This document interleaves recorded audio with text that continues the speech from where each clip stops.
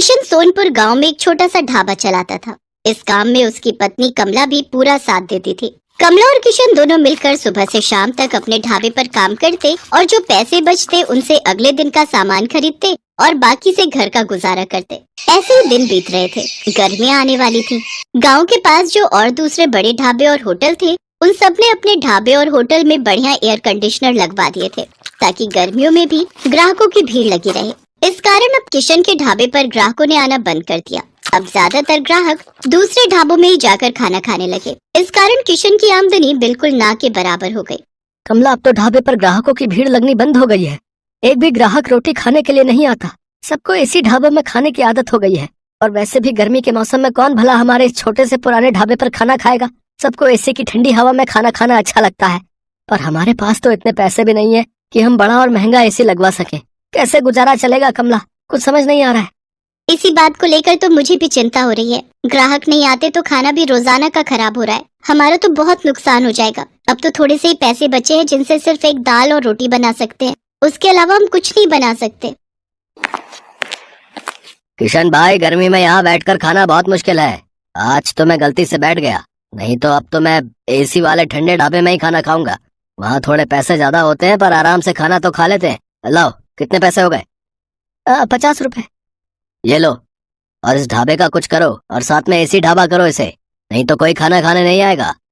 दिन पर दिन किशन और कमला परेशान रहने लगे। अब तो इक्का दुक्का ही ग्राहक उनके ढाबे पर आता। इस कारण किशन ने सिर्फ एक दाल और रोटी बनानी शुरू कर दी, क्योंकि बाकी चीजें अगर वो बनाए तो ग्राहक नहीं आए तो खराब हो जाएंगी और फिर पैसे भी तो चाहिए। इसी कारण वो जैसे तैसे अपना ढाबा थोड़ा बहुत चला रहा था।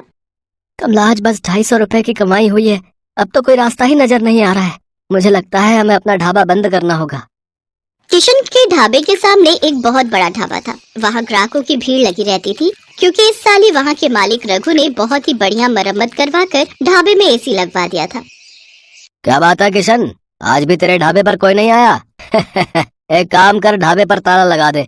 अब तेरा ढाबा नहीं चलने वाला। इतनी भारी गर्मी में एसी के बिना कोई खाना खाने नहीं आएगा, और तेरे पास इतने पैसे नहीं है कि तू मेरी तरह इतना महंगा एसी लगवा सके।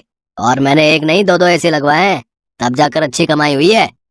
किशन और कमला ने सोच लिया था कि अब इस ढाबे को बंद कर देंगे। थोड़ा बहुत राशन रखा था, जिससे उन्होंने आज का ढाबे का खाना बना लिया था। कमला, ये दाल और रोटी जो बनाई है बस आज की बेच लेते हैं, कल से ताला लगा ही देंगे। कोई फायदा दिखाई नहीं दे रहा है। हाँ, मैंने जो दाल बची थी वो बना दी है, और थोड़ी बहुत तंदूर की रोटियां भी। उस दिन पूरा दिन कोई भी ग्राहक नहीं आता। दाल और तंदूर की रोटियां ऐसे ही रखी थी। कमला, मुझे लगता है अब कोई नहीं आएगा। रात के 9 बज रहे हैं, हमें घर चलना चाहिए। सामने रघु के ढाबे पर भीड़ लगी हुई है, तो भला यहाँ कौन आएगा?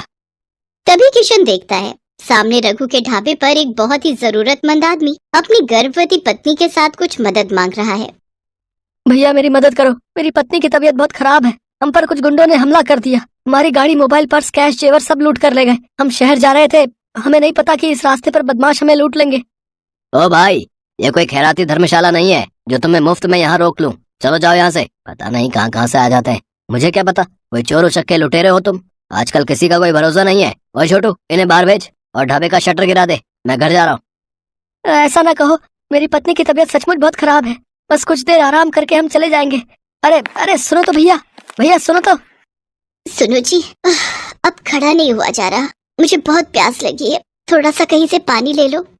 किशन और कमला उस व्यक्ति और उसकी पत्नी को देख रहे थे। किशन दौड़कर उनके पास जाता है।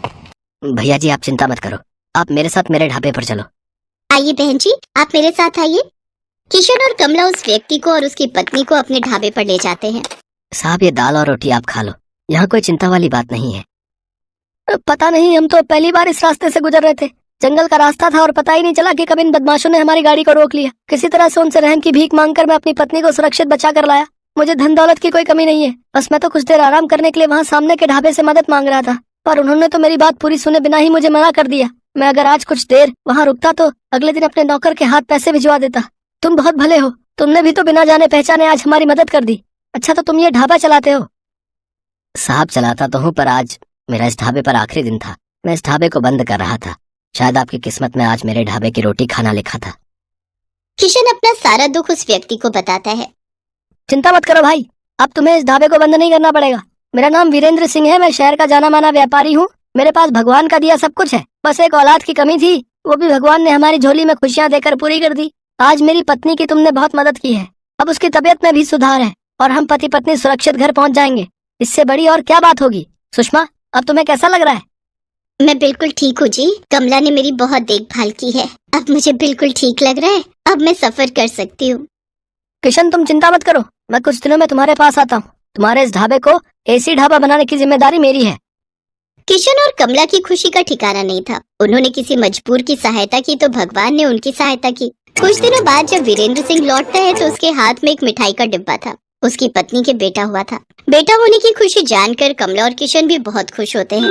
वीरेंद्र सिंह अपने खर्चे से किशन और कमला को एक बहुत ही बढ़िया और बड़ा एसी ढाबा बना कर देता है, जो फुली एयर कंडीशनर था। किशन का ढाबा किसी बड़े 5 स्टार होटल से कम नहीं था। अब तो ग्राहकों की भीड़ उस ढाबे पर आने लगी।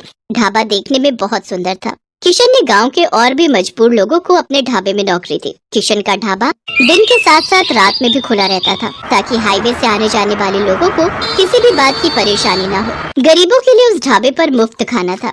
वीरेंद्र सिंह अपनी पत्नी के साथ अक्सर किशन के ढाबे पर आ जाता था। आज किशन के कारण ही वीरेंद्र सिंह का परिवार सकुशल था और वीरेंद्र सिंह ने भी किशन के लिए जो किया